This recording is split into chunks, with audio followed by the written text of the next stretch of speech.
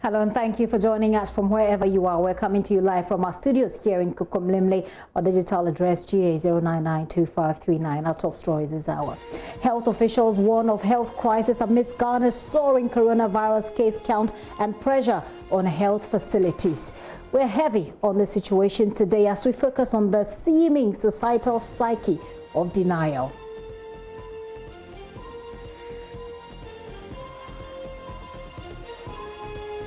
And political parties express satisfaction over the performance of EC's new registration kits expected to be used for June 30's mass registration exercise. We have been on the ground and we've got details of how it actually works. Also coming up, teachers take licensure exams on Sunday as National Teaching Council reviews from one paper each day to all in one. We're live with Executive Secretary of the NTC to find out how exactly are the teachers expected to perform under these circumstances. We're live on your digital television, also on DSTV channel 421, GoTV 144, and on YouTube. Send us your thoughts on 0540109009. My name is Gifty Andopia. This is The Pulse. Please be my guest.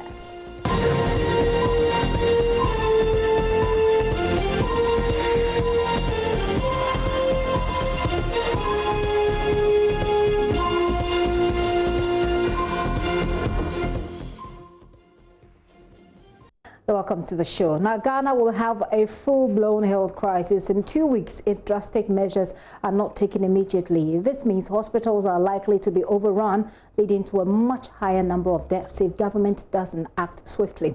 This disturbing projection was made by some health experts on Prime Morning today. We'll be hearing from them shortly. But the Ghana Health Service has also been giving us updates on the country's COVID situation. Director of Public Health at the service, Dr. Bedu Sakodie, disclosed the number of cases confirmed is 12,929. 4 persons infected with COVID-19 are in critical condition and are at the moment on ventilators, whilst 14 others are critically ill. The total number of 12,029 positive cases have been reported out of 261,319 persons tested. This brings the positivity rate to a figure of 4.95%. The total number of people that have recovered, the figure now stands at 4,468. And the people that have succumbed to it, unfortunately, that have died from COVID-related deaths, as at the time of mentioned 16th June, stands at 66. Total number of cases that are active stand at 8,395. And these are people that have been managed on treatment sites in isolation centers, and some of them under home management. 14 cases are classified as severe, and 4 are considered or classified as critical that are on ventilators.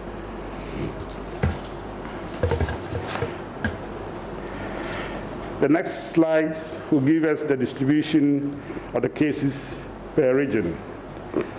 These are the regional distribution. Total number of 339 new cases reported from 36 districts in 8 regions. The regions that reported cases are what you see here. Greater Accra reported 154 cases from 17 districts. Western region, 58 cases from 2 districts. Ashanti region, 41 cases in 5 districts. Central region, 38 cases in 1 district. Eastern, 38 cases in 1 district. Eastern region, 15 cases in 2 districts. Volta, 3 cases in 4 districts. Bono East, 9 cases in 3 districts. Northern region, 9 cases from 1 district. and Savannah, 2 cases from 1 district. The next 2 slides would give us the various differences that we had from the previous updates till now. And Greater Accra reported total of 154 cases, new ones. And those districts, 17 districts that reported cases are what you see on the extreme right column. Eastern region, 15 new cases from Upper Menya, Krobo, and New Gabin. Central region, 38 cases, all from Cape Coast. Western region, 58 cases from Wasa, Menfi, Takwa, and Suayim. Upper West region, okay, Volta region, 13 cases from Ho, Agotime, Jope, K2 North, and Pandu. Shantou region, 41 cases from Asqua municipality, which is now the hotspot for the region. Obuasi, 7 cases, Kumasi Metro 1, Ejoso 1, and Mampo 1. Saboba, Northern region reported 9 new cases from Saboba, and Savannah reported 2 cases from Central Gonja. Bono East, 9 cases from Pro East, Techiman, and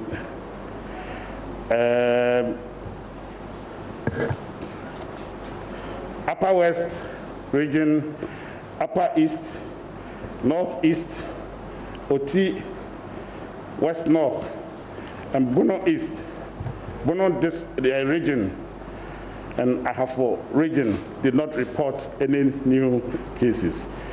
Your Honor, the Minister of Information, distinguished ladies and gentlemen, this is a situational update on the case count on COVID-19 for the country, Ghana. Dr. Bedusa Kodewa, the Director General of the Ghana Health Service, Dr. Patrick Abuaji, has also been talking about the case management protocols that have been reviewed. He says patients who are asymptomatic will be discharged 14 days after initial positive result. He has been giving us further details on this. Discharge means, as I'll go through, means that you are healthy, you don't pose a risk to anybody, and so you are discharged. But we'll go ahead and see that you have tested negative, and then we'll pray that you are viral. But I'll give you the symptoms. So the new criteria combine time-based and symptom-based strategies. That's the duration when you were contracted up to the time, and also what are the symptoms? Are you still coughing? Do you have fever, etc.? These are the 2 combinations that will call. That is more that helps us. For cases being discharged after a period of time and symptom-free, that is for those who are not showing any symptoms. The period of time is the initial after the initial test was done. So basically, we have the time-based. That is those who are not showing the symptoms. Is about how long was he tested positive and how long is it now. And for those who are symptoms, are they still exhibiting symptoms after a certain duration of time? That will determine whether we discharge them. So based on that, WHO in that guidelines made 2 recommendations. For symptomatic patients, that is those who have exhibiting either cough, fever, who are sick, for say, 10 days after the symptoms of onset, plus at least 3 days without symptoms. So 10 days from the positive test was done, up to the time that you have 3 days, a minimum of 3 days. So if you, after 10 days, you are able to show that no symptom for the next 3 days, you are discharged without a test. For those who do not have symptoms, WHO recommend that for 10 days after initial positive test, you should be discharged.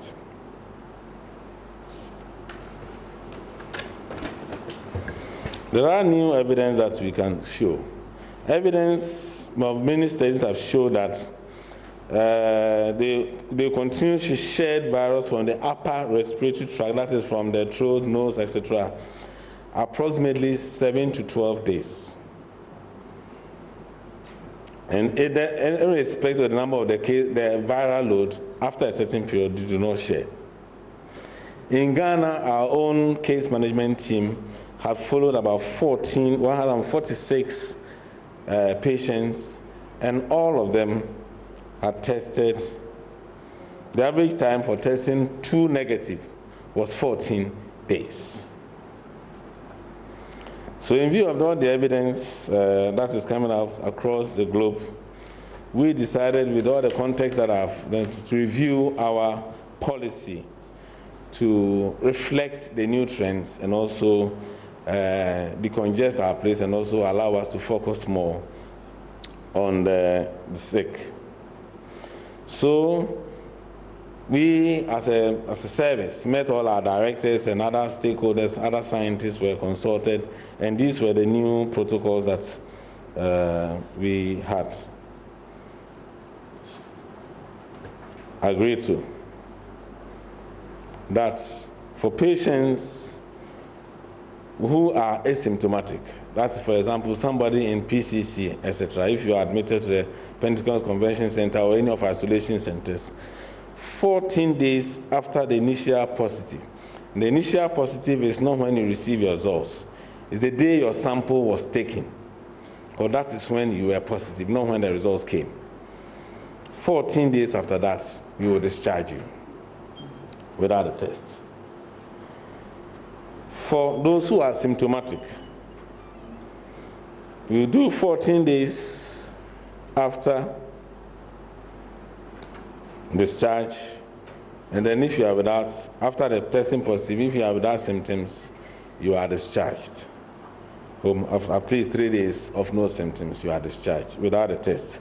What we will do is that then you'll be asked, because you don't pose any threat, you'll be now doing your negative test on the at home, and then come for review, and we'll see that way. So that's when that will do. So when we have reviewed that, we realize that quite a significant number of people who still remain on our books because their lab results are not in, would all be discharged unless they have conditions. So basically, this is a new policy. So the policy is that 14 days for asymptomatic cases.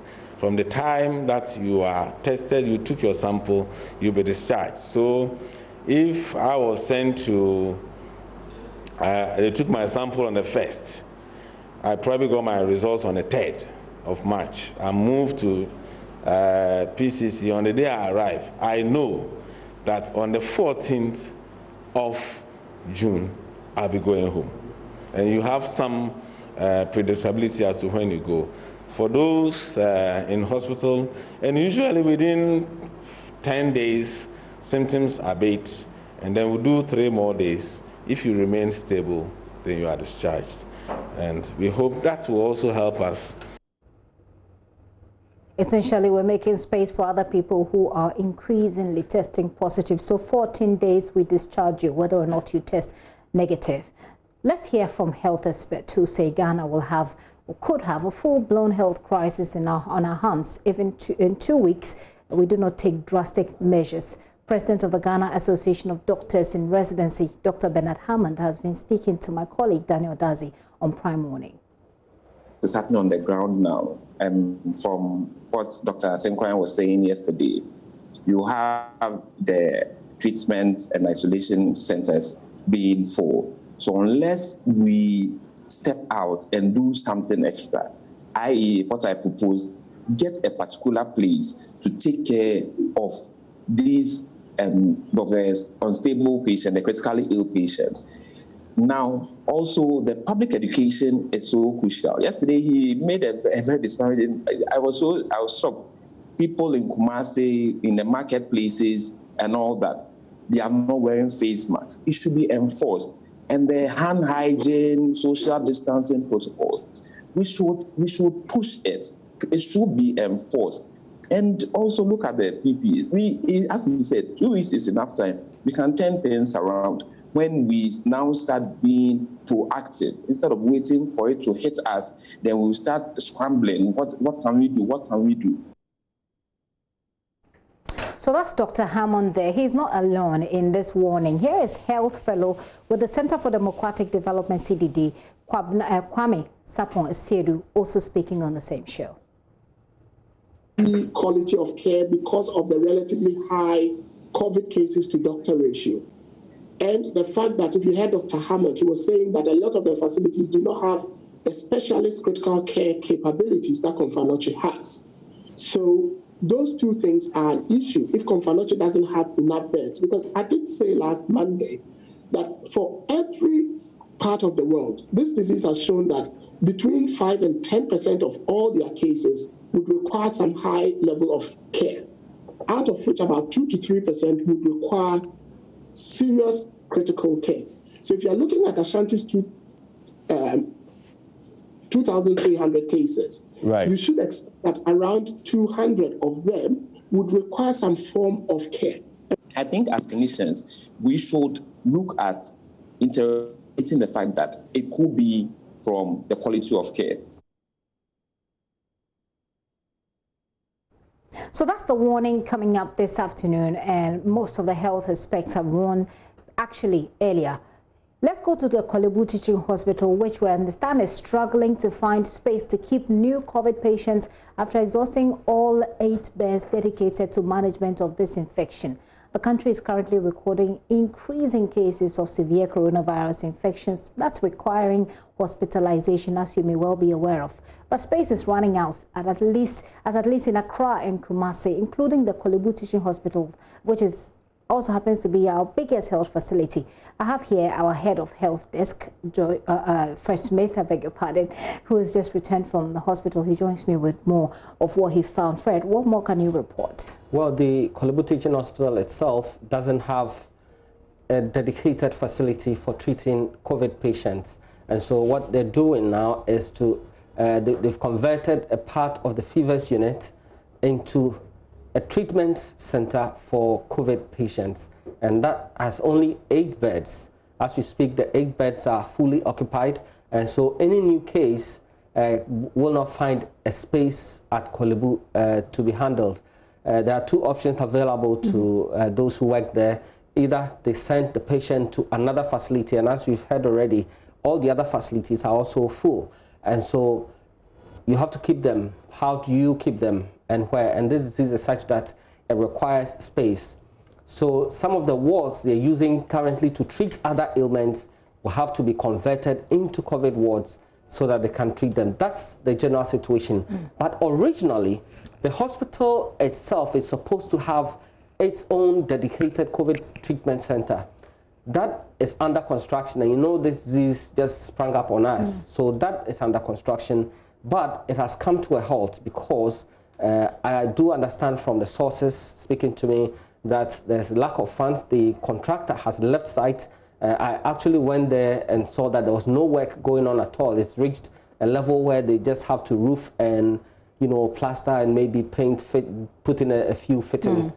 That's where it's got into. Nothing is happening as we speak, and also it is because there is no money. If we had that, we'll have about 44 to 45 beds, which can also accommodate some more numbers in terms of this management of the COVID situation. And so that is creating a certain problem for the hospital, and people who work there are very, very unhappy about the situation because it puts their lives at risk also.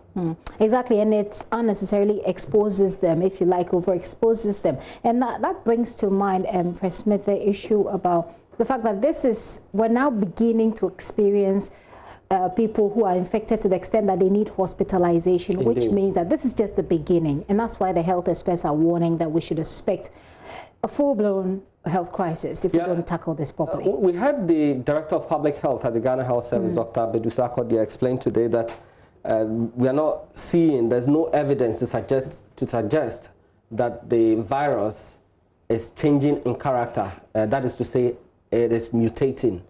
But on the ground, and we know the experts at the University of Ghana researching into this, those who did the sequencing, have been able to conclude that indeed the virus has mutated. It's just the extent to which it has mutated that we're looking at. And so if it has, it will explain why our situation, we're beginning to get some more critical cases than we used to, because we are told by the Ghana Health Service itself that a majority of those who are contracting the virus now show symptoms and require hospital attention. Yeah. And so we need to pay attention to that. And if that's the situation, maybe the isolation centers may now have to be converted. And you know, for every treatment center, you'd need a number of items, the ventilator, so many other medical supplies to be put in there. It is much more expensive to set up the treatment center than, and you also need personnel. And you know, majority of our, a lot of our doctors are also testing positive. And so it becomes very complex for us as a people. What we need to do is to act fast before things turn on us. Okay, and I was going to ask you what we need to do, so it's good that you've added that to it for me, Fred. Thank you. I just shared with you some of the messages we're receiving on the back of this. This message is from Bantama Ortega Jr. Census. He says, I think our president is running away from his speech he made us during one of his speeches on COVID-19. And you quote, you say, we can bring back economy to life, but cannot bring back dead persons, to life. If he really means his words, then he should talk to the Electoral Commission to stop the compilation of new voters register, or else what I'm seeing, Ghana will not be safe to live after the registration. Ortega, you send that on the back of the registration. Some of you have been sending messages on what you think we can do about this situation. And I'll read some of those messages as we go along, but let's still stay on how, especially you are reacting to this development. In spite of all that's happening around us in terms of what's been done with COVID-19 or what COVID-19 is doing, some people have yet to come to terms with the reality of the dangers that this disease poses. It's been 3 months since Ghana recorded the very first case of COVID-19, yet despite months of education, if you like, press briefings and discussions, some Ghanaians do not seem to appreciate the existence of COVID-19. So what is accounting for this, and what can be done to help such individuals come to the extent or to the level where we all agree that there is a problem and we need to work on it? Joining us later for that conversation is Dr. Emmanuel Sampon, clinical psychologist and senior lecturer at the Department of Social and Behavioral Sciences. We'll have a lengthy conversation with him about this. But first, let's hear from some residents of Kwabinya here in Accra, where people say they don't believe in the existence of this virus. They're actually calling on government to release images of supposed victims if government wants them to stay and keep safe. They're also claiming that it may be true in the West, but not so for us. They told JoyNews' PC Nanaya Osafo that they have absolutely no fears of the virus at all. Of June 18, 2020, Ghana has recorded 66 deaths and 12,590 confirmed cases. Many say the streets are no more safe and are reacting in different ways to the rising numbers coming in daily. Here with me are some citizens of Ghana right here in Kwabinya. They tell me in their varied opinions and occupations how they have been dealing with the news of increasing facts and figures coming in daily of the virus.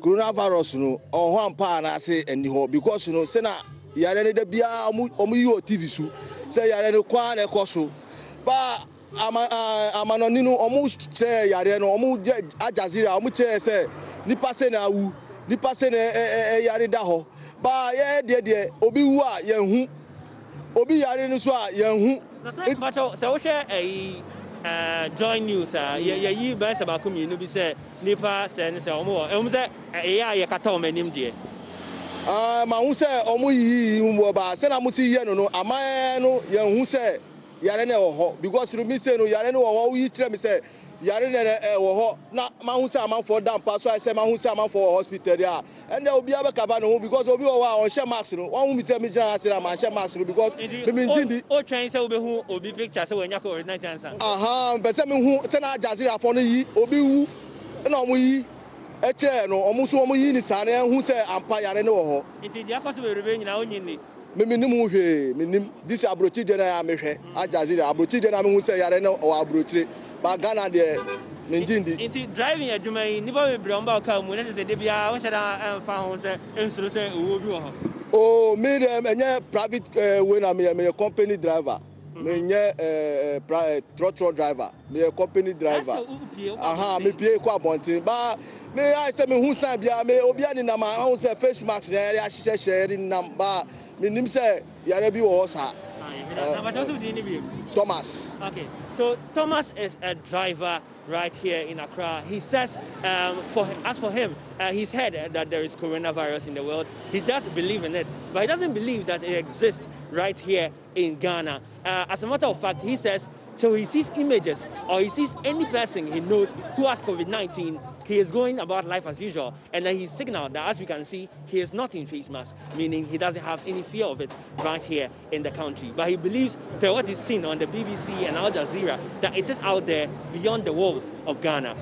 Ghana had the Martin Kanyame. I'm not the no na me who said bibi ekoso because mpanyifo kan bibi say see is believing.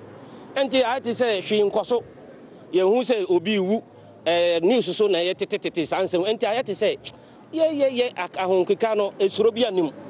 They say me amigina pa suro pa e ka say suro de me suro. And the third big me boss na ka chen so me use nose mask no. Boss international nose mask e. Enya me boss ne ekoso ntina me hye. Nanso ne wo mu ne say no kure de e ba ko pe. Omo se nipa ewu ti se nia me boy ba ko kan no omo awu omo ma ye hu omo one the way I didn't say because I'm an on no omo ma ye hu wow ma nipa ba ko wu ha sesi a bon se oh now see ye hu na nyame mpengo se sebio abusia ni bi nya bi na edni foni ba bonjin sa abe wani je eno de me to me no de enye nanso wo mo wu no de anka wo se yentimi hu na me kan ti sebio se abusia ni bi to no sa ye fa metu dwa na omo fa metu dwa ayo omo de betu dwa sa ye papa ayo so he maintains the same theory by the other driver that till we see images of that or till he sees images of that, the fear of coronavirus is not something that he lives with every day. He says he's waiting on daily to see people who have actually died from it. I asked him a question, that what happens if these people happen to be any members of his family? Would he like their dignity and their images out there in the public as such? He replied, yes. Coronavirus na bani de nyame nim kran mini me momi de misro. Intimi all that time bia me na ma face mask de me fe niago. Sanitizer me fe niago. But sino me de misro. Ba aya na bi no kasa yare no yare na de e wo ho. Odi agura obewu because no say na me tie radio station baako na ye interview doctor baako. Wo so ono no oye doctor no oprobe obo no ho baako no. Ni saka yare no. Eti de benti na wo nipa wo ho no ma untimi mo ho ba. Ya se utimi bo ho ban. Baby no mo ka say nka odi obi a wawu no yemfa ne no ade no wo ho e kosoro nti so nipa no wo de ne ba de na ba ye because yen Ghana for yen timi ndada abrofo say yare aba abrofo ne de bae yen timi ndada America yen timi ndada Germany and say Italy ade ni ho no mo akwa yen fa ma nti yen Ghana for ne ye be dada say yare no ni ho na yare ne de e wo ho nti bi de won say yen fo nipa meto o de ne beto abontian ye de because malaria ho no malaria so no obi wa yen fa ne beto abontian say yen say malaria ho. So he says he's of the firm belief that the disease is out there and that coronavirus is real and it's no, there are no lies to it. He says even if the conspiracy theories happen to be true, he doesn't see any way that Africans are going to be able to deceive the European powers, but they rather often have the chance of deceiving us. That's his own theory. In other words, he's saying just like malaria, you do not need to see that someone has one before you believe it, and that they PSC Nanaya Osafo there, who was out and about talking to people to find out what they think. So the seeming societal psyche of denial is what we're talking about with Dr. Emmanuel Sampong. But I just want to read to you some of the messages that are coming in on the back of this particular story. This one says, come to Ofoyi Krom in Kumasi, and you will see most shops don't have the Veronica bucket. Yet the municipality is one of the first to record cases before the lockdown. John Nyako said that from Ofoyi Krom. And this one says that what the Ashanti Regional Director of Health Services said yesterday did not make sense. When the medics in the region diagnose someone of COVID based on a positive test and the person dies, what audit is the national level doing to that so that we will not make those deaths count? COVID or COVID-related deaths are both associated with COVID and must be counted as such. He says, I guess our leaders were trying to paint a good picture of the situation. No wonder people are moving around without face mask because they think COVID does not kill. All right, help us, he says, Anthony from South Africa. Anthony, thank you for sending in that message. Dr. Emmanuel Sampon, thank you so much for your time. He's a clinical psychologist and senior lecturer at the Department of Social and Behavioral Sciences, University of Ghana. Doc, so I don't know what you have read so far from the first day that we recorded the case in March up until now, and the sentiments that are playing out. As a social scientist, what do you see? Right. Thank you, Gifty, for the opportunity.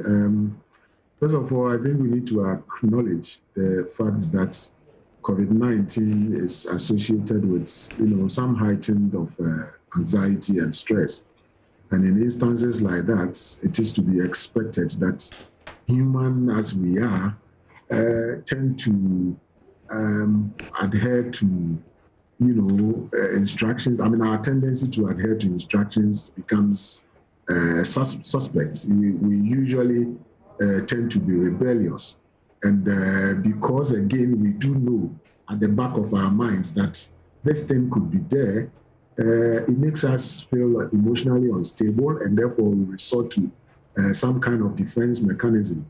And that is what we were seeing out there as in people denying. I mean, denial is a defense mechanism strategy. And it is basically because people do not find themselves in the hardest hit areas. Right apart from that, it is also the case that perhaps these people don't really feel like, yes, they are susceptible to, as it were, contracting the disease. And it is also the case that people may not know anybody who possibly might have contracted the disease. And so you heard people talking about displaying images and all those things. And that's what brings in the contextual issues. The fact that in our setting, I mean, it's really not acceptable that you will display, images of dead bodies. And one person was asked if it were your family member, would you accept that? And I noticed there was some hesitation. All that point to the fact that, this is not something that will sit well with us as a people. So I guess generally, it's just people, trying to, as it were, react to the stresses that are happening. But again, it is important that we note that in every society, there are typically two categories of people: those who are open-minded and those who are closed-minded. Usually, the open-minded people are receptive to new ideas, new instructions, For those who are closed-minded, it will usually be very difficult to get them to, accept any new introduction. And so if it were possible and we were able to identify these categories of people, then it would be helpful to work with the open-minded people. What happens is that because there will be changes in their lives, and everything about them, it gets to a point that the closed-minded people need not to be talked to, because then they just conform and fall in line. But the difficulty is being able to identify, people in the society or communities who are open-minded. And that is why we would have to adopt, some strategy in reaching out to people within the various communities, because for every community, you definitely will have, people who tend to know each other. And if we are able to identify, I've a number of times said that education must continue, and it is not just putting out the information, but we need to ensure that we are empowering certain people with the information who live within the communities. And these are the people who will in turn relay the messages to the people in the communities. I guess, the way things are going, that's the kind of strategy we need to adopt, so that people really will get to know that even if they do not believe that COVID-19 exists, they will definitely try to put in measures that will not make them, contract the disease. It's interesting the way you put it, but I'm just wondering from a psychologist's perspective that usually when people get into denial, as some are doing, what is the most effective way of reaching them with the hard news and telling them that, okay, or giving them a rude awakening that this is it, you either accept it or lose your life somehow? Right. So denial itself, it's more like a procedural thing. We usually do not expect that people will accept things as and when they happen, because then that could also create some problems for them. So the expectation is that after some time, when you have been in denial, you need to progress to the next stage until the point where you indeed will accept that indeed something like this is happening. But of course, we need to also acknowledge the fact that we have fast learners and slow learners, in the society. There are some people who will take, quite a relatively longer term in trying to, as it were, learn something. And so, yes, it is to be understood that, yes, people may be in the denial state for quite a long time. But for such people, it is important that constantly, very consistently, and in fact persistently, we will put out the facts about COVID-19, what it is, how people can contract it, and, that kind of thing. Once we do that, that will be a way of conscientizing these people. Now, when the information gets to them, what they try to do is to, as it were, play with it until the point where they will make it part of what they already know. That's when then assimilation will take place, and then if it is that it is something that really does not fit with what they already hold, then you should expect to see some changes, in the way that they do things. So I think that it is important that taking into account that the times we find ourselves in, we have several people who have said that we are not in normal times. And so we should expect that people's reactions will also not be the normal one. And therefore, for such people, we need to, approach them with some calmness and ensure that we are constantly giving them the information. And in fact, the facts, that is what will make them gradually appreciate that indeed COVID-19 is with us, and therefore they need to put in, certain measures that will not make them contract the disease.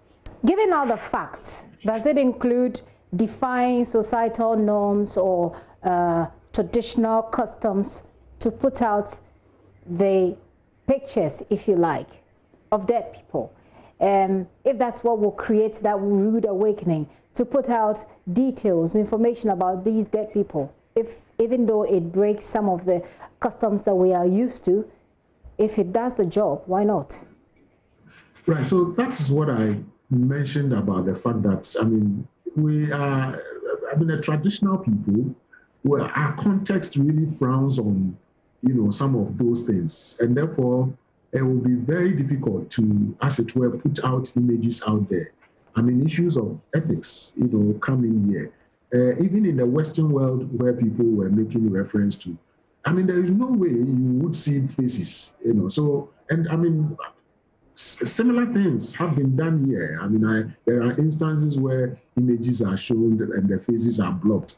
So sometimes it's just difficult to really appreciate, how people want the messaging to be put out there. And so for me, when it happens that way, then I am tempted to put such people into the closed-minded category. For closed-minded people, it will take relatively a longer time to get into them. Health experts are already warning that we should expect some pretty bad times ahead, looking at the stress that this situation is putting on our health systems, and also the fact that, in fact, healthcare delivery officials themselves, doctors, nurses, other people who are involved in this fight are themselves getting infected. How can we take advantage, and I use that word advisedly, how can we take advantage of this rather unfortunate situation to wake up these close-minded people? Right, so I want to emphasize again that COVID-19 is associated with fear and panic. And in instances like that, what we need to do is to show some calmness. Calmness in approaching the people, reaching out to them very calmly, making them know the facts, doing so very consistently. And so at the least opportunity, if we can put out, some of the messaging, the messages out there for people to, resort to doing A, B, C. It shouldn't be said that we did it once in a week and then we are done. Judging by the nature of people we have around, I think it is something that we need to consistently do that. I mean, and use any platform available to us to ensure that we are putting out the messages out there to the people. And I think that it's about time we did that, rather than to wait till when all the facilities will be full and we won't have anywhere to put people. So I guess that the sentiments people are expressing they are just pointers to us that we need to intensify our efforts at reaching out to them better. My final question will be, do you think that the removal of restrictions, for example, first of all, there was the lockdown, which was eased. Then there was the ban on mass or social or mass gathering, which was also eased essentially. Now people are starting to go back to school. And you're on the University of Ghana campus, people are now returning to school, even if it's at half capacity. To what extent do some of these actions we've taken work on the minds of people to just relax in terms of adhering to the protocols?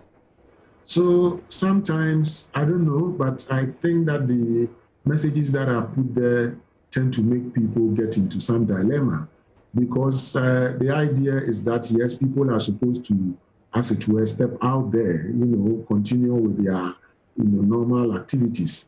But then in another breath, we are told that, yes, our lives are in our own hands. And so we need to ensure that, yes, we do not do anything that will make us, prone to getting, the disease.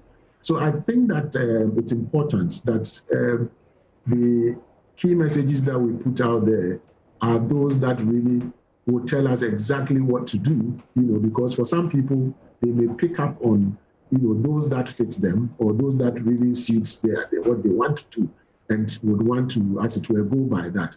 This is the time where we need, to couch the messages that we put out there in such a way that indeed it will address, the exact problems that people have. And I think that putting out messages that really will be convincing, there are people who are trained to do that. There are several communicators around who can reach out to people better.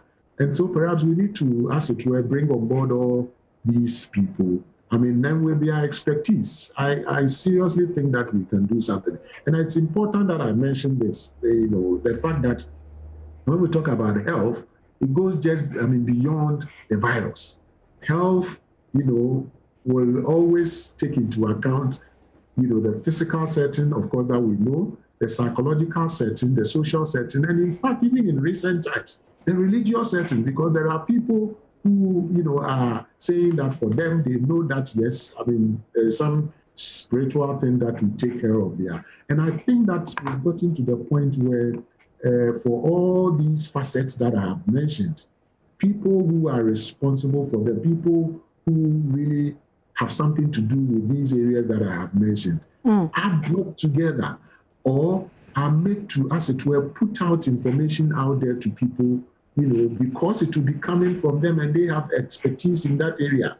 Those messages will be more credible than just anybody at all, putting out information that, I personally will have a doubt if that is just somebody else is talking to me about virus. I would want to hear about anything virus from somebody who has the requisite training, to tell me about virus. And I guess that is what we need to do. From time to time, let's try, evaluate what we are doing. Where are we falling short? And then we fill in the gaps.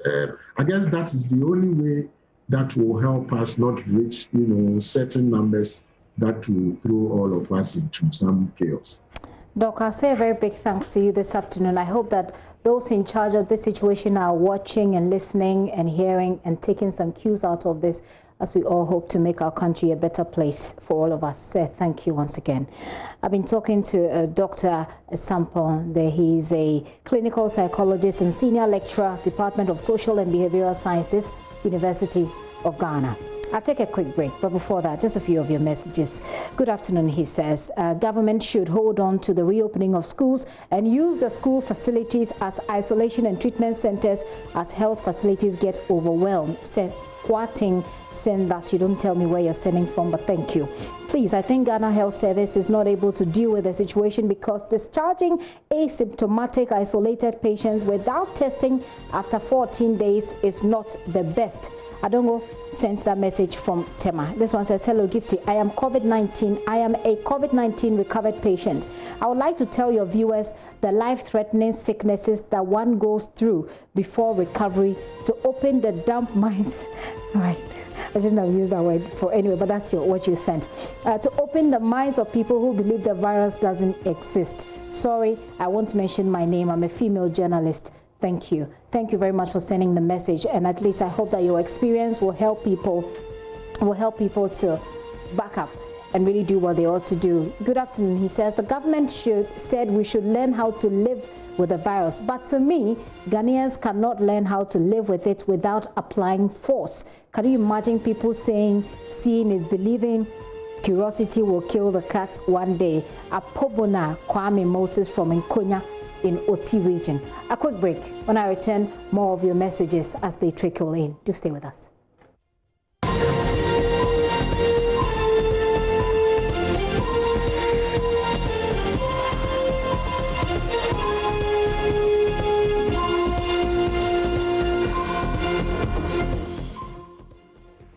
Welcome back to the show. Many thanks for staying with us. We're still staying on coronavirus. Admissions are expected to begin at the new COVID-19 treatment center at the Kumasi South Hospital next Monday. The addition of 20 beds will increase the facility's current 21-bed capacity to 41, and that will make it the biggest treatment center in the Ashanti region as authorities push to expand COVID-19 treatment centers, which is what we're being told we have to do. A medical superintendent of the Kumasi South Hospital, Dr. Ofoyi-Boadu, has been taking my colleague Ohime Teria on a tour of the new treatment center. He says additional equipment are also needed and they are being procured to resource the center. Expansion works come a day after Regional Health Directorate announced all treatment centers at the Komfanoche and Kumasi South hospitals are full. This means the current 38-bed facilities are inadequate. Authorities say additional 100 beds at Kumasi South, Suntreso and the private facility will be added to increase the current capacity to 138 beds. A visit to the Kumasi South Hospital, however, shows artisans were busy working to put the facility in shape. Dr. Ofoyi-Boadu says maintenance works are expected to be completed over the weekend to allow admission of new patients on Monday. It's estimated that Saturday this place should be ready so that we can admit cases to this ward. So by Monday, we should be admitting cases here. So help us understand exactly the work that is left to be completed here at this new facility. The soil has some amount of water, so you see the water absorbing into the block again. So we do this with the plasterings, a few plumbing work, and then the entry and then exit for staff so that we don't contaminate ourselves in our bid to save the confirmed cases. The materials have already been procured, so I am 99% sure that indeed we can complete this Saturday. Kumasi South, which is also the regional hospital, has until the emergence of COVID-19 faced with infrastructure and human resource challenges. Dr. Boadu, who admits the facility is overstretched, says there has been realignment at the facility to meet the current demands. We will have to do a bit more than we are doing to be able to sustain and our efforts and then contain the virus. Like I keep telling my staff, if we do not stop or curtail the movement of the virus outside, it will come into our homes to kill us. So yes, we are overwhelmed, but the march and then the fight goes on. From Kumasi, for Joy News, Ohime Teria reporting. And Ohime will be joining me live, so we get an idea of the situation on the ground right now as we speak. But more of your messages whilst I get on to Ohime. This one says, Gifty, the situation we're in is a pandemic. I think government must be blamed, but the solution is government must engage NGOs and CSOs with a dedicated fund to promote education, awareness and behavioral change to ensure that people live or wear the mask. Isaac Ampoma is a concerned health education NGO. Sending that. You also say that a meeting of CSOs at all district assemblies must be convened to strategize on education and behavioral changes. And you talk about how we've done that with TB, HIV, malaria, why not COVID? Thank you for sending that message in. But one key thing that keeps coming up is the need for community engagement and education. And I hope that the people that ought to take these measures are actually listening. This one says, if my memory serves me right, you want to say, during one of the public addresses by President, he said he might impose a curfew or state of emergency to any of the areas, regions or communities which has recorded higher cases.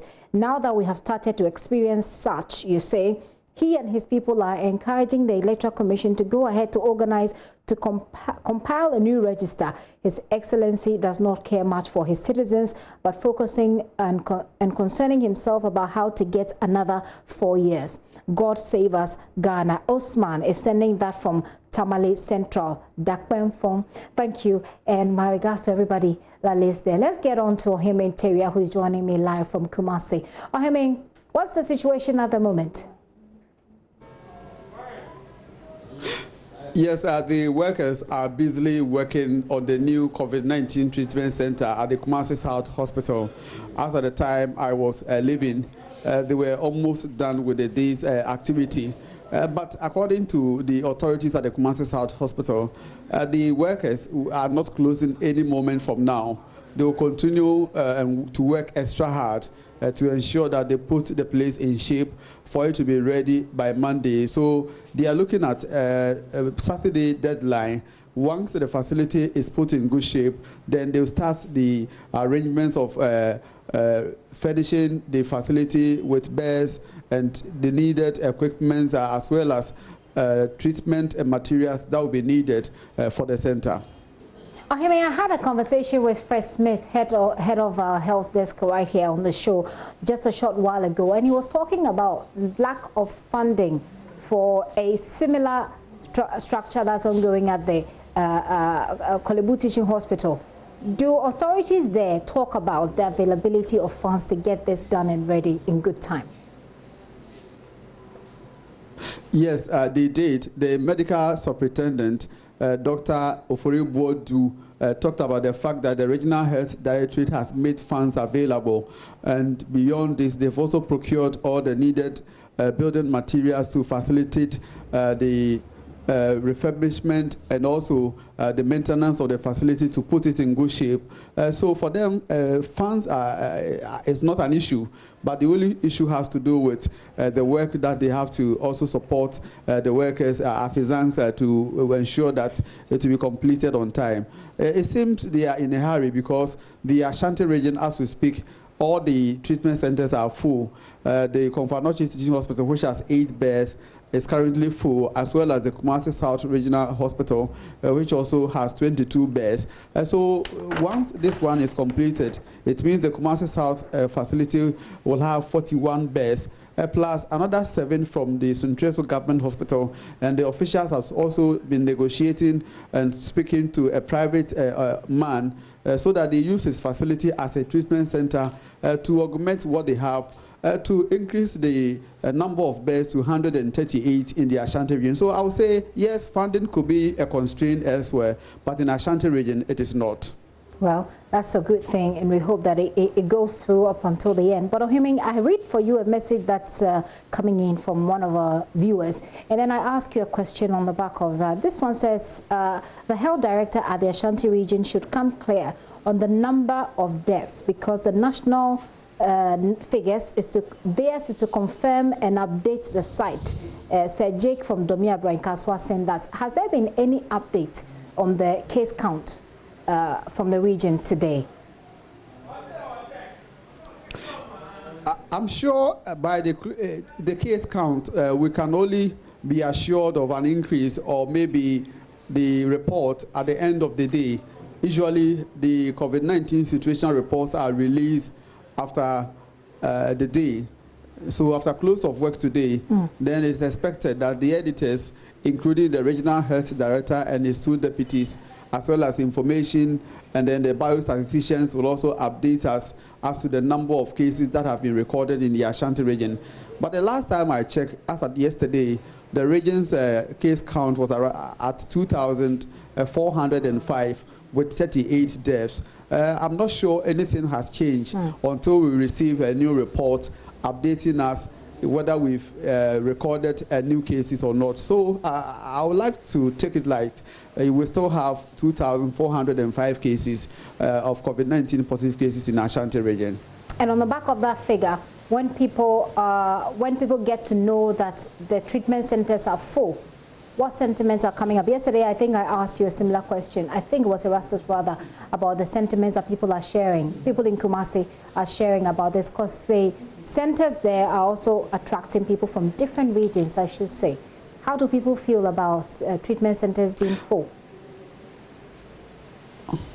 I would say in the Ashanti region, not much has changed as far as people's attitude and concerns are, except that there are few of the health workers, when you speak to them, they are worried, including the regional health directorate. But to residents, they seem not to care about whether our treatment centers are full. For them, once they know the hospital at their locality is available and they can visit the facility anytime they fall sick, that is enough for them. I've spoken to a couple of them who think that, yes, COVID-19 could be around. We shouldn't forget that there are other health conditions that are also plaguing the people. So people seems not to care so much about whether the treatment centers are full or the isolation centers are getting full. All that they care is to go about their businesses and to attend to them as and when they wish.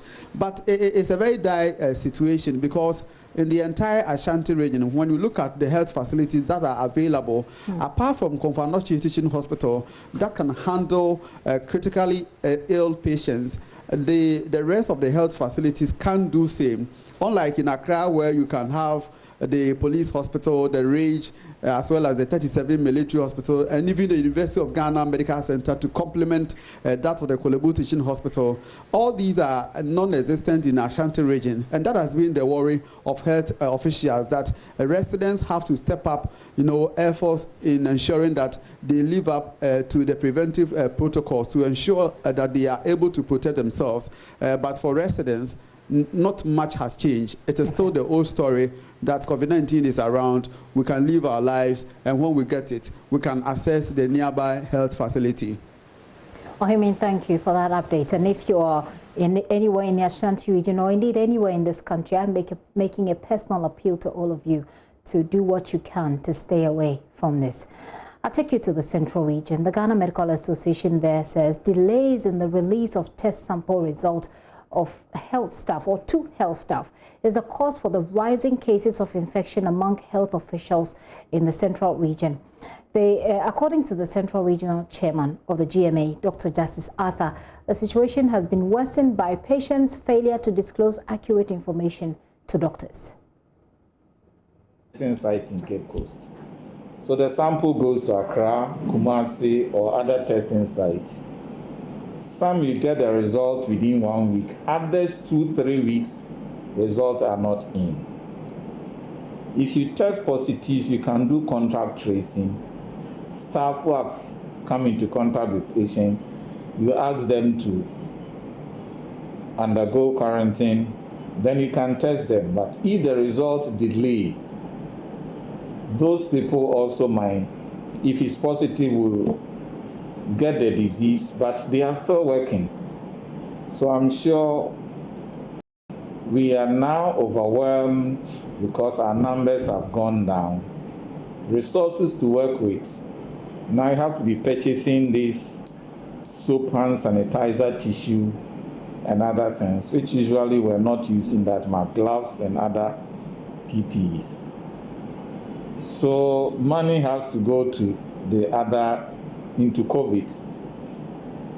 So everything has changed. Not forgetting the diseases, malaria and the diarrhea, and the respiratory infections are still there. So with health workers getting people from the community as they come in might not give you the correct history.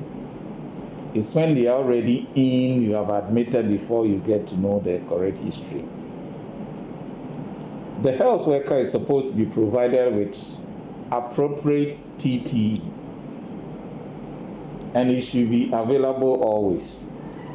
So depending on where you are working, you are advised to probably use only the face masks, goggles, or you use a coverall.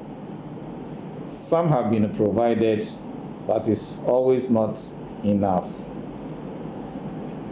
This case of cloth masks that we are using, though FDA says that it's comparable to the N95, which is the standard, other health workers do not believe that. So its use, though we are using it, but others find it difficult to use, especially if you are in a treatment center where there are patients. You can't be using cloth masks or inappropriate PPE. So the logistics to work with has been coming, but not enough. We use what we get from the region, but the facility's ability to buy some, we are constrained by non-payment of national health insurance money due us. Yes, they have paid some, but it takes a long time before it comes. So before the money comes, your IGF is not enough, so you run short of some items which could put staff or patients in danger. So all these factors, then it could be negligence on the part of the health worker, because at times you use this mask, you can't continually use it. So you might decide you want to breathe, you lower it. Surfaces that we touch, unfortunately, somebody says you touch your face about 15 times in an hour. So definitely you have to rub your eyes or scratch your face. And if your hand is contaminated, you could be. So probably neglecting some small things. Usually as you work, you have to be washing your hands using sanitizer, but you might miss something and that could endanger you. So these things probably might have caused health workers to get it. But there's a saying in Fanti or Akan, definitely we are working with patients, people come in, will be exposed one way or the other. I'm sure you can take all the necessary precautions, but you may have it. But fortunately, most of the cases have been mild. Let's head to the Central Region. Richard Kojo Nyako is our correspondent there. He will tell us the situation there. Hello, Richard. I'm assuming that you do hear me. Let's start with an update on the health workers who had to go into isolation because they were exposed. What's the latest? Well, so at the moment, about 150 health workers, including doctors, have tested positive for the virus. And you know that the Central Region has crossed the 600 figure in terms of the national update that have been given. So a lot of them have also gone into isolation. So as you heard, the regional chair of the Ghana Medical Association, Dr. Justice Atta, intimating that it's led to a situation that, I mean, a very difficult situation for them, because a lot of them would have to work, do more than expected. Normally they would have done. And so it made the situation very difficult. Coupled with the lack of testing center in the Central Region. The Central Region has a lot of treatment centers. We have that of the Trauma and Specialist Hospital. We have the Cape Coast Metro Hospital. We have the Cape Coast Teaching Hospital. These are all treatment centers, but they are talking about testing centers. And that's why they will take the samples of someone in the region, and it takes about 20 days. Sometimes it takes more than 20 days. And he explained that that has accounted for a lot of infections among the house staff, because when your test sample is taken, you do not know where your status, whether you are positive or negative. And so if it takes that long, then it becomes problematic. They might be infecting themselves, they might be infecting their families. When they go back home, they might be. Richard Kojunako is giving us the updates from the central region. I have a few messages here before we go on to talk about some growing concerns that are coming in. This message says it's quite unfortunate that some Ghanaians still can't appreciate the dangers associated with COVID-19 pandemic. Meanwhile, government must continue to intensify the education through our local information vans, because in my locality, he says, I can't remember the last time the education was done. T.A. Rashid is sending this from Isojaman district in the eastern region. And then there's a message I got a while ago that says that I'm trying to find it. His girlfriend tested positive. And okay, let's see. I think yes. He says, good evening. My girlfriend tested positive for COVID-19 last week, and she was asked to come back on 25th of June with no medications given her. And he says this happened in the Ashanti region. It is very worrying because we don't know what to do. And I think that's why the infection is on the increase in the Ashanti region. I hope that the authorities in the Ashanti region are paying attention to this. But what you can do to help everybody else also is that if you were tested and you were told to go and come back, you know, in say a week or two, you want to stay as much as possible isolated as you can. I don't know the situation at your home, but you certainly want to take care of yourself and observe all the protocols that makes it difficult for you to come into contact with anybody else whilst you wait for that test. But we can do better than this to the health authorities. Let's move on with some of the other stories, and that's the when there is time to do more of your messages, we will. Now, there are growing concerns about how pregnant women are shying away from the hospitals over fears of contracting coronavirus and infecting their unborn babies. In a bid to protect expectant mothers and their babies, the Greater Accra Region Hospital has rolled out a comprehensive protocol that's including the creation of 3 isolation rooms for expectant mothers. The new protocol, which also includes the prioritization of COVID-19 tests for expectant mothers who are visiting the facility for the first time, is to reassure them that the hospital environment is safe. Latif Idrissa has more in this report. The WHO has prescribed a 1-meter distance as part of the precautionary measures to prevent the spread of the coronavirus. But what if you cannot keep that distance? Or you are unable to keep any distance at all? That is the grim reality for babies lying in the womb of mothers who have tested positive for the virus. Acting head of the Department of Obstetrics and Gynecology at the Rich Hospital, who took me on a tour at the facility, Dr. Kwabena Omari Eboa says the new protocol, including the creation of isolation rooms, are inspired by the facility's commitment to protect pregnant women. That is the call we are making to the public, that particularly the pregnant women, don't stay home with the fear that when you go there, we will have COVID. Because we've put in place measures to deal with them, to protect them, particularly our pregnant women, because you can't postpone pregnancy, you can't postpone delivery. And so we don't want the situation where, because of COVID, we have mortalities due to other conditions. And so we expect that people, when they are sick, when they have a challenge, particularly pregnant women, will come in. And when they come in, we expect that the measures that we have put in place, they support us to implement it so that it will protect them, will protect us, and will protect their relations as well. And what Dr. Omari didn't add is that you can't postpone labor as well as an expectant mother. Of course. With increasing level of apprehension among expectant mothers, Administrator at the Greater Accra Regional Hospital, Dr. Emmanuel Strefenyo, says the facility has a protocol that is trigger-ready to accommodate expectant mothers who may test positive for the virus. The system is quite ready in the sense that we have a room. First of all, we have a system that we call the pre-triage. So we will not allow you to mingle with the people before the initial screening questions are asked.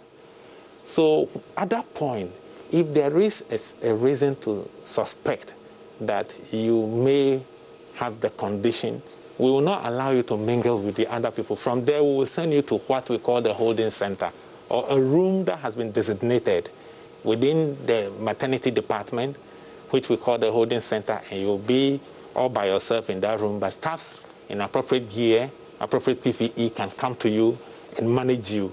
Director of Institutional Care at the Ghana Health Service, Dr. Samuel Kaba Korea, says the protocol by RAGE is to instill trust in the health facilities. We've prioritized testing for them, and that is if once we label it that pregnant or labor, you get your results very quick for two reasons. One is to make sure that they get the service as fast as possible, and second, to make sure that they are well protected. And they take all the necessary measures to protect the pregnant woman and then the newborn. Because one of the things we don't want is people to lose trust in our health facilities. Obstetrician, gynecologist, and member of the Family Health Division of the Ghana Health Service, Dr. Chris Opoku-Fofie, tells me the unit is preparing for the worst-case scenario. Most of our preventive measures, we hope, are working well. We might not get into that grim picture that others might be forecasting. Notwithstanding, we are preparing for the worst, and that means we are streamlining or we are maximizing our potential. When I say that, what I mean is that within our health facilities, we are putting in structures so that women who come to deliver will still be safe at any given time. As far as authorities at the Greater Accra Hospital are concerned, their facility and many other health facilities remain the safest place for expectant mothers to visit. Latif Idris with our report. There appears to be hope on the horizon for people living with COVID-19. Researchers in the United Kingdom say a cheap, widely available drug can help save the lives of patients who are seriously ill with coronavirus. Officials say the low-dose steroid treatment dexamethasone is a major breakthrough in the fight against the deadly virus. JoyNews' Emmanuel Jivenu has been visiting some pharmacies in Accra to find out more about this drug. Dexamethasone is an anti-inflammatory drug believed to be able to reduce the risk of death in COVID-19 patients. It was one of the drugs studied in a large clinical trial in the United Kingdom known as Recovery, or Randomized Evaluation of COVID-19 Therapy. According to scientists, the drug reduces deaths by 1/3 in ventilated COVID-19 patients. Dexamethasone has been on the Ghanaian market for decades, and it is used to treat conditions such as arthritis and asthma. Most of the pharmacies I visited in Accra have stocks of the drug. Those that have run out of stock say they will quickly restock in anticipation of a spike in demand. Daniel Aye Entry is a certified pharmacist at Stevaco Pharmacy Limited in Newtown. He tells me more about dexamethasone. Dexamethasone is a steroid. It's basically used for treating inflammations. So if you have inflammations of the skin, of the body, and also sometimes you can use it in the treatment of certain allergic conditions, and then also for people who have asthma, since the steroid helps in that condition, breathing problems and all that. Many people I spoke with on the streets of Accra appear not to be aware of a dexamethasone and its newfound potency to reduce the mortality rate among infected patients. Actually, this is my first time of hearing it, so yeah, maybe I'll go and research about it. Since maybe I'm a student though, so I'll research about it and find out. No, I haven't heard of it. No. So like I said, I haven't heard about such a drug. With as little as 2 Ghana cedis, one can purchase 0.5 milligrams of the capsules from a drug shop. But health experts are warning the public against the use of a drug without proper prescription from a qualified physician. It should be prescribed. Other than that, it should be given out by a pharmacist, depending on the condition the patient walks in with or presents with. I think that they should get a prescription, since it's a prescription medication. It shouldn't be, they shouldn't just walk in to get it, and they should have in mind that it has a lot of side effects like sleep disorders. You can have skin conditions, rashes, lesions and all that. So people should be very informed, or they should know that they have to get a prescription and it has to be prescribed before they get this medication. Prevention is better than cure, but this is not a prophylaxis. You don't take it to prevent a disease. To stay safe, the World Health Organization prescribed frequent washing of hands with soap and running water, use of alcohol-based hand rub with at least 60% alcohol. Avoid touching your eyes, nose or mouth with unwashed hands. Practice good respiratory etiquette, including covering coughs and sneezes, and stay home if sick. Emmanuel Jivenu's report for JoyNews. We couldn't say it even more. Stay home, stay safe, keep washing your hands. Let's do all that we can. Let's take it more seriously. This is still The Pulse with me, Gifty and Opia. Time to take another very quick break. But when I return, teachers are to take licensure exams on Sunday as the National Teaching Council reviews from one paper each day to all in one. So the teachers are writing 3 in 1 on Sunday. So we'll be live with the Executive Secretary of the NTC. Find out how this is supposed to play out. Send us your thoughts once again on 05401 9009. I'll be right back.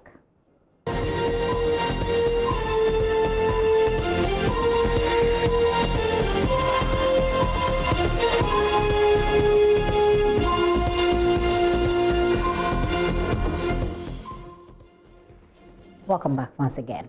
The National Teaching Council has fixed Sunday, June 21, for the writing of the Ghana Teacher Licensure Examinations. Unlike the previous ones where the candidates used 3 days to write the 3 papers, this time round they have to write all the 3 papers on the same day.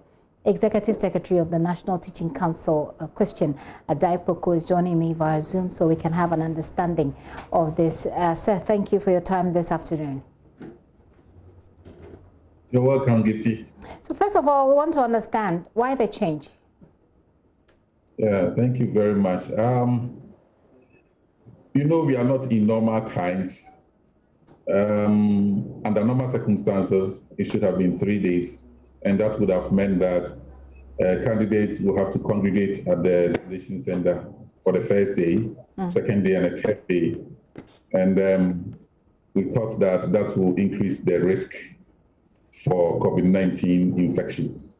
So at the council meeting, council decided that we should make it a 1-day affair so that the risk of students congregating, or candidates rather, congregating for 3 consecutive days, including travels, using trotro for 3 days to and flow from that place and so on, it's a big challenge to us. So based on that, we decided that, okay, let's cut the to and fro and then rather use a 1-day examination.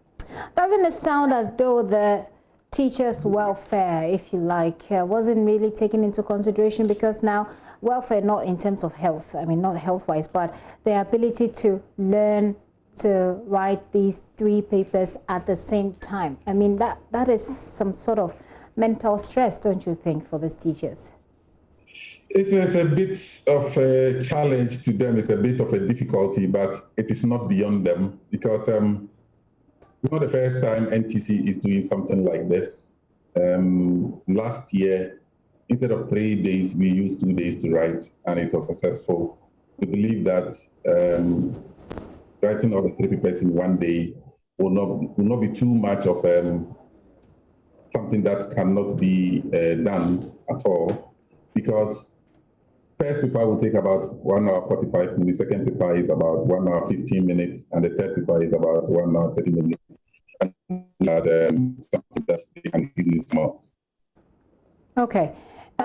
It'll be interesting to hear from the teachers, and I want to hear from them to say, if you're a teacher and you're watching us, do send us a WhatsApp message. Let's see if you can do that within the time that we're on the show so that we can ask Mr. Daipoku and get some answers for you. Let me just quickly go through the numbers again. So if you need to send us, it's 0540109009. So send us a WhatsApp if you're a teacher who'll be writing this exam. Let's know what you think. So Mr. Daipoku, back to you. This is supposed to be the 4th edition. Have you seen any improvement in terms of teacher output over the years? Well, we are yet to measure that because the first group of people who wrote the licensure exam have just been recruited. They are not even 1 year in the service. So it may take some time for us to do tracer study to find out how that is impacting on academic work. So the first group just got recruited last year. As we move on, maybe in the next 2-3 years, we should be able to do a tracer study and find out how it impacts on academic work. How many teachers are expected to write this exam? Approximately 14,500 candidates are supposed to write. 14,500 candidates, and help us understand how the distribution looks like across the country. Well, offhand, I'm not able to tell, but what I know is that we have changed some of the centers that originally we planned to write the exam. For instance, all the senior high schools that were earmarked as centers have been shaped because of the immigration going on in those places. If you go to Kumasi, for instance, we had earmarked Prempeh College, Opokuari Senior High School, Asantemai Senior High School, among others, Anglican Senior High School, to write the exams there. But because of the activities going on there, we have moved almost all the centers to KNUST, and those St. Louis College of Education, we have moved some of them to University College of Education, Winneba, Kumasi campus. So that is a little change that has happened. But we have 27 centers across the country. And if you go to voter registration, we're supposed to write info, University, but we had challenge. So we have moved to St. Francis College of Education, that's Hohoy. So that is a little of a issue. To we're supposed to write at the BNA Senior High School, but we have moved it to I think Sefi. I've forgotten the specific name. I don't have the. Okay, I think I might even need you to. I think I might even need you to give us a list of these changes so that we can share it with teachers and so that they know, for those who have not been in contact with you, because I lost you there because of I think the positioning. Sejuju also has been moved. BBNA has been moved to Sejuju also Senior High Training College, Sejuju College of Education. So those who chose Senior High School will now write at Sejuju College of Education. Among others, this has been published in the dailies, and then it's also on social media, and we continue to make announcements for people to know where they are supposed to write. We have also sent text messages specifically to individual teachers concerning their specific centers. So we believe that people have been informed adequately, and they shouldn't be frustrated at all on the day of the examination. So just when I announce the numbers for people to ask you questions, I've got tons of questions coming in right now. It's even funny. I just want to find out. So there are people who are asking about. I'm trying to, in my head, put this together so that because I can't take all the questions. There's a lot of them. Davida is asking from Cape Coast, what happens to teachers who are unable to pass this licensure exams, and whether it can't wait? Well, whether it can't wait, the answer is of two folds. First, it can't wait, in my opinion, because it is likely that the employer will employ teachers by September. That has been the standard practice within the Education Service to recruit teachers before September school reopens. I don't know what GES timetable is as of now, whether they want to do it that way or because of the COVID, they may want to wait. That notwithstanding, we believe that we will need to write this exam for those who qualify to be recruited to get a chance. And so that is one of the reasons we believe they can't wait. But on the other hand, anything can happen because a lot of things were planned before COVID-19 restrictions came, and a lot of things waited.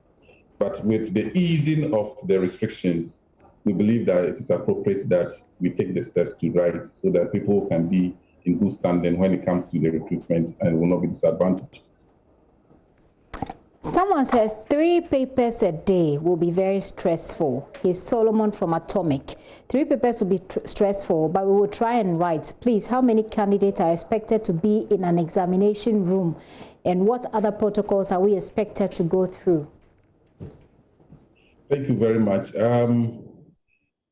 The examination rooms are relative based on the size of the hall, and they are not of the same measurement. So I'm unable to tell that one.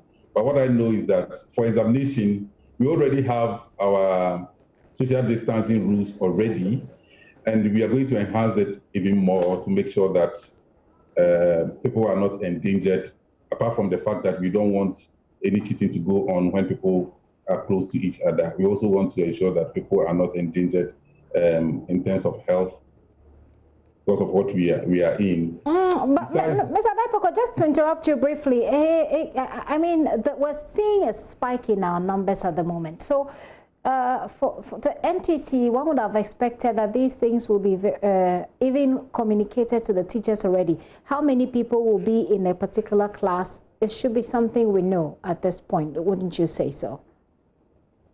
Yeah, what I'm saying is that for the number in a particular class, it's very difficult to tell, because if you go to University of, let's say, Kwame Nkrumah University of Science and Technology, some of the lecture halls are bigger than others. Okay. And so we cannot say exclusively that we will have 10 people in every lecture theater.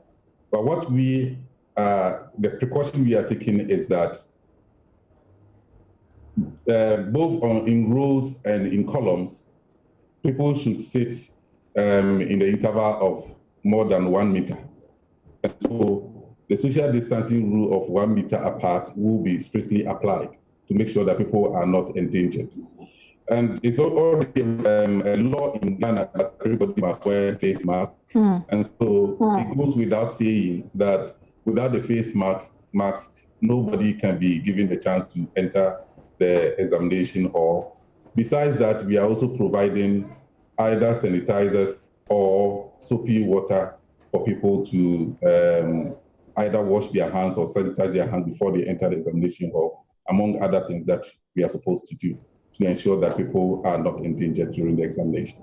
It sounds like from what you're saying, the NTC feels all set to go with this. But Joseph Ba is asking a question that a lot of other people have also asked. He's asking, what's the point in writing these exams without automatic employment in the teaching field after exams? And the concern also has been that, in fact, teachers have been home during these trying times. So the question essentially is, there aren't postings even after these exams. What's happening there, sir? Well, I think people confuse the work of National Teaching Council with that of the Ghana Education Service or a private school. The work of National Teaching Council is to make sure that people are in good standing to practice as teachers. So whether you'll be posted or not is not the question. The question is, do you qualify to be posted?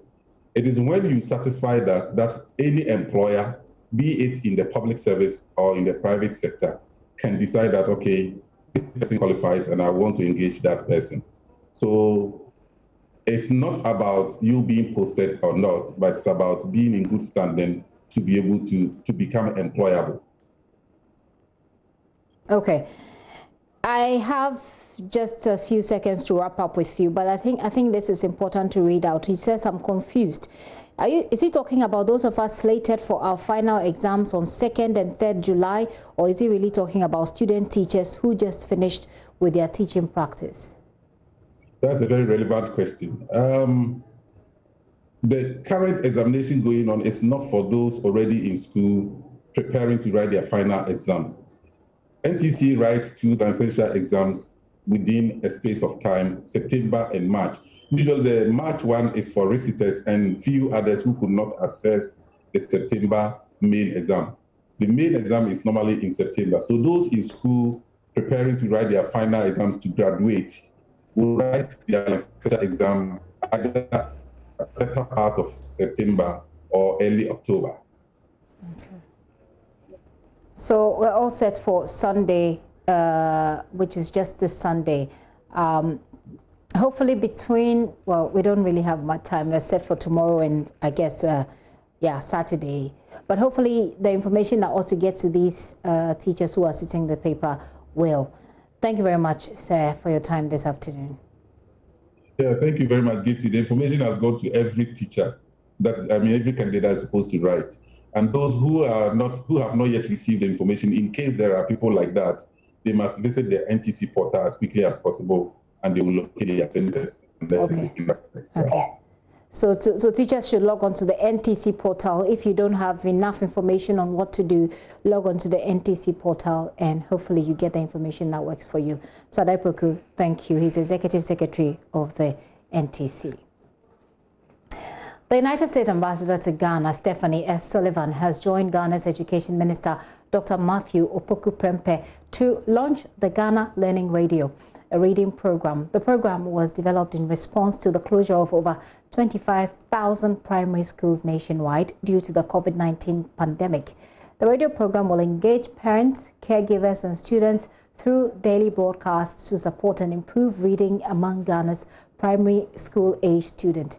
Education Minister Dr. Matthew Opoku-Prempeh did the launch on Zoom. Well, the U.S. Ambassador and Dr. Matthew Opoku-Prempeh symbolically also unveiled their radio sets to launch the program. And I have here the beautiful color of Ghana's flag. I'm pleased to join you in the outdooring of this wonderful program.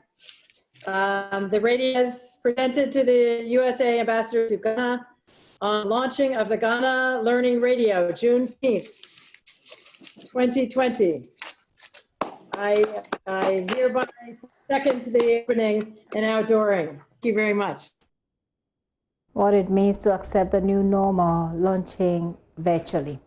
All right, so good news for primary school students who get to learn on radio. Let's talk a bit more politics, if you like, election 2020. Some political parties have expressed satisfaction over the performance of the biometric registration kits expected to be used for the mass registration exercise. The Electoral Commission today created 2 registration centers at Rich Church here in Accra to display the new BVRs to ascertain the effectiveness of those kits. Well, some political parties who visited the registration centers observed that the system put in place will help, according to them, safeguard the lives of applicants in the wake of COVID-19. But first, my colleague Kusipaka Wilson was there. Here's father's report. We are here at the Rich Church where the Electoral Commission essentially is trying to test the performance of the biometric kits that will be used for the mass registration exercise.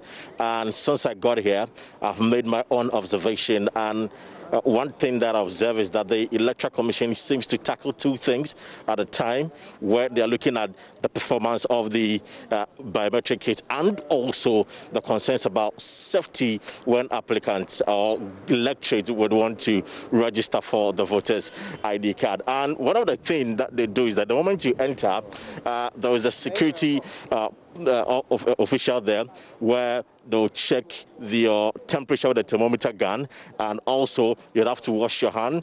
And I see some police personnel also there, because this is more like a registration center that would be replicated during the mass registration.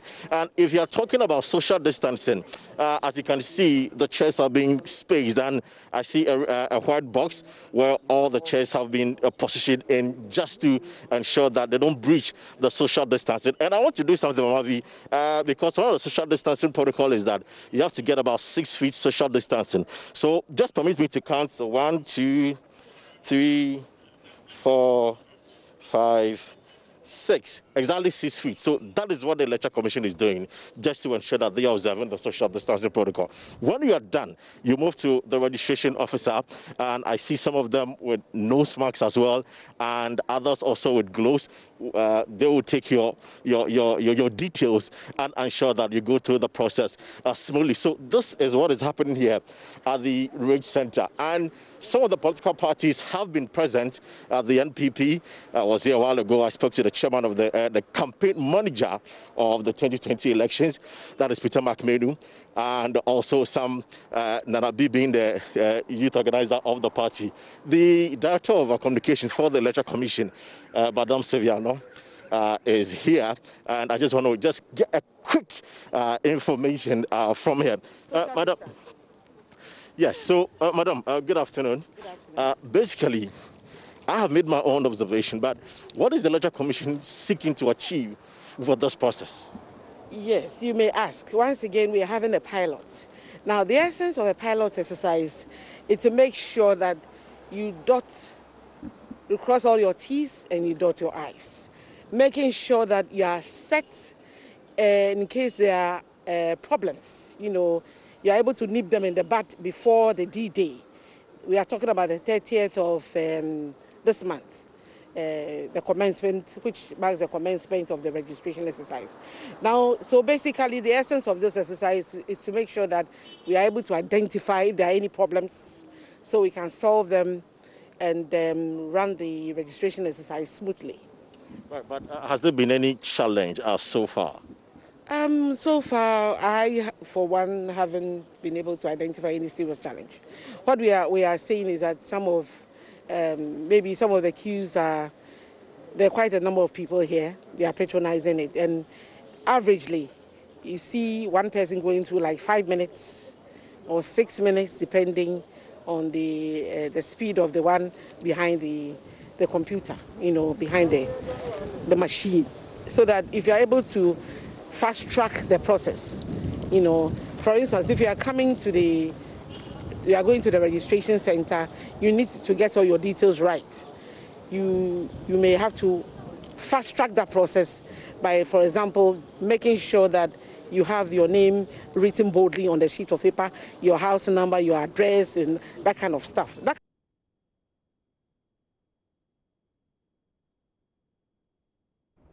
Kwesi Parker Wilson.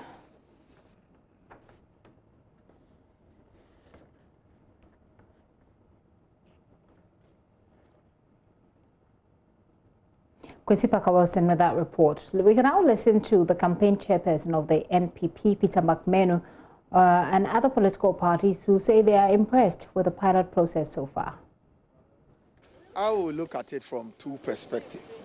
One is the health issues associated with the registration, that is the COVID-19 perspective, and then secondly, the voter registration process itself.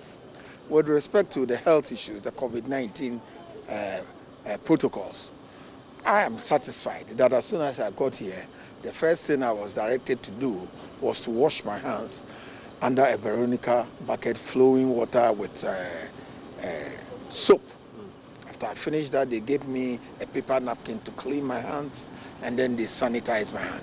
Then I was made to join a queue, and the queue had been marked with a paint, a white paint, to social distance one from each other, also in line with the World Health Organization and Ghana Health Service protocol.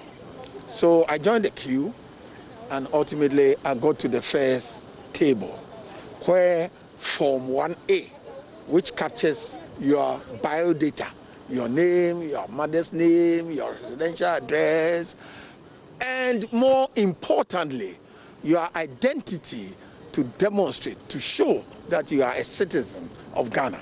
And I showed or gave them my National Identification Authority card. Then they quoted the number of the card on a row, and this is important, on a row on the Form 1A. Because in the previous Form 1A, there was no row for inputting the number of one's citizenship identification. That is why there was a quarrel with people who used the national health insurance when the Supreme Court ordered that they be brought back, because there was no row. So they quoted my number on the row, and then the lady gave the form back to me to join another queue. I joined the other queue. In fact, I spent less than 5 minutes with the lady. Then I joined another queue. Then ultimately I got to the biometric registration kit table, where my fingerprint, my thumbprint, my photo were all taken, and then the card was issued from Form 1C. It was cut out of the Form 1C and laminated, and then I thumbprinted the card for their office use, and then laminated for me with the inscription P on it, a big P, showing that it is a provisional card. So finito. I didn't take more than 3 minutes on that table. So as far as I'm concerned, both the health issues are being taken care of. One of our members had already gone through the process. It took the person about, I think 6 minutes or so. Everything is going on well. I'm observing the social distancing, the face masking. Everything is going on well. And would you say that has there been any challenge of seeing yourself, or you think that this whole exercise has been great so far? It's so perfect. I haven't seen anything going wrong. Everything is going on smoothly. So I think everyone should observe this and then practice it along. Right. So when you say GUM, what do you say? Yeah, Brett. Yeah, GMI. GUM, Arise for Development. Okay, so I'm saying GUM. Yeah, Brett. Yeah, GMI. Ghanaians, let us arise for development. Thank you very much. So that's the GUM aspiring member of parliament for Enya-Sotium constituency. Kwesi Baka-Wilson with that report there. Yesterday, we brought you that conversation with the Gender Ministry on the Day of the African Child. As you may know already, this year marks the 29th anniversary of that observance. As a promoter of quality primary education in Ghana, Right to Play celebrates the progress made thus far to educate the future leaders of this continent. I have a conversation today, a quick one, with Lawrence Ofer, training officer at Right to Play. Mr. Ofer, thank you for your time this afternoon. Let's talk about the progress your research or your work shows that we have made so far in this regard when it comes to children. Thank you very much. I also want to say that one of the things that the theme for this year's celebration is access to child-friendly justice system. We cannot have a kind of a system that is friendly if children, particularly in the rural areas, don't have the same access to education as those in the cities. And so following the lockdown of schools by somewhere on the 16th, we realized that government's intervention to have virtual learning on TV will also hinder some of the children who are in the rural communities. We are aware that research shows that only about 45% of the households in Ghana have access to television. And so we put in place a strategy to reach children in homes. What we basically did was to make sure that these children have access to material to read, and then we leverage on teachers who are living within the communities to reach out to these teachers and then support them with learning, because at the same time educate them on the COVID-19. And you'll be surprised, there are a lot of people who really were living with the myth. As of today, we have been able to reach about 20,000 children in 5 districts. We have reached households of about 2,000, reaching about 10,000 adults. And all these people will say that at the end of the day, the kind of comments and feedback that we get and indicated that at the end of the day, those in the rural areas also need the same kind of access to quality education and quality access just as we are delivering to them. And finally, what do we do from here going forward? What are some of the good things that we can do based on the work you have done? Right. So we are currently partnering with the Ministry of Education and then USAID to also bring in radio programming, so that at the end of the day, those children, those who are unable, we are unable to reach directly, could also have access on radio. And so we want to encourage anybody who wants to support. The most important thing is that we want to be able to reach every household. And we are encouraging everyone to get on board to make sure that these children, about 4.5 million children that are home now, would have equal access to education. Because the exams they write is not meant for only those in the cities, it is meant for everyone. And they all must enjoy equal access to education during this COVID-19 pandemic. Mr. Lawrence Ofer, thank you very much for your time and for the good work you're doing for children. So 4.5 million children estimated to be at home. Let's see how we can reach them with education in these times. Lawrence Ofer is with Right to Play, is a child rights NGO. Now, staff of the Pantan Hospital here in Accra have embarked on a total strike, laying down their tools and attending only to cases on the wards. New patients to the facility are being turned away as the workers begin another phase of their protest over encroachment and safety concerns. The staff last week began that sit-down strike, outlining a roadmap to follow if their concerns remain unresolved. Among others, they say that the activities of land guards on a parcel of land amid sporadic gunshots and rampant robberies, as well as attacks on some of the workers, remain issues that put their lives under threat. Health Minister Kweku Agyeman-Manu in 2017 assured government would address the concerns.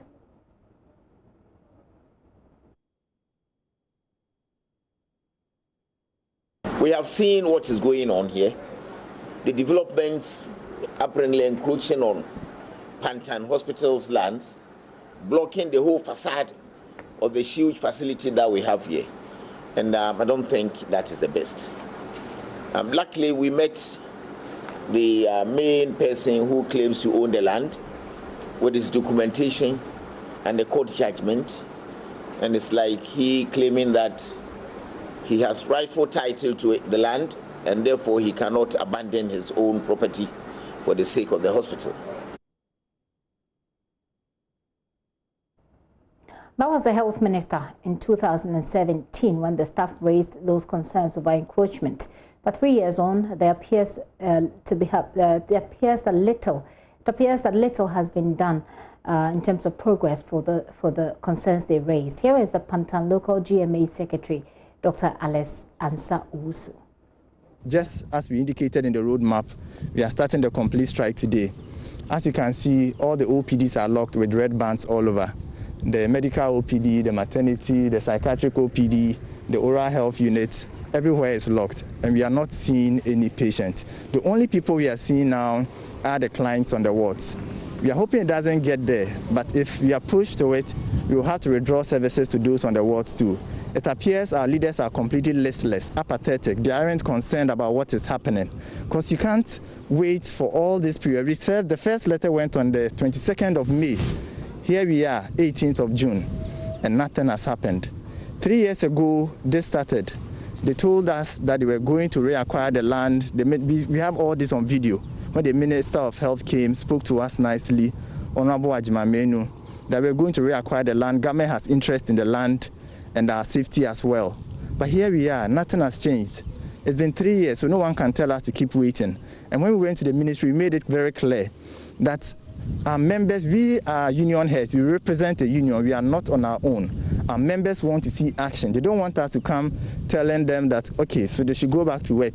They want to see for themselves that the wall is being built up. There are security. We ask for a permanent police post or military post so that we can be sure of security. There are so many land guards, quarters, everyone moving in here and there.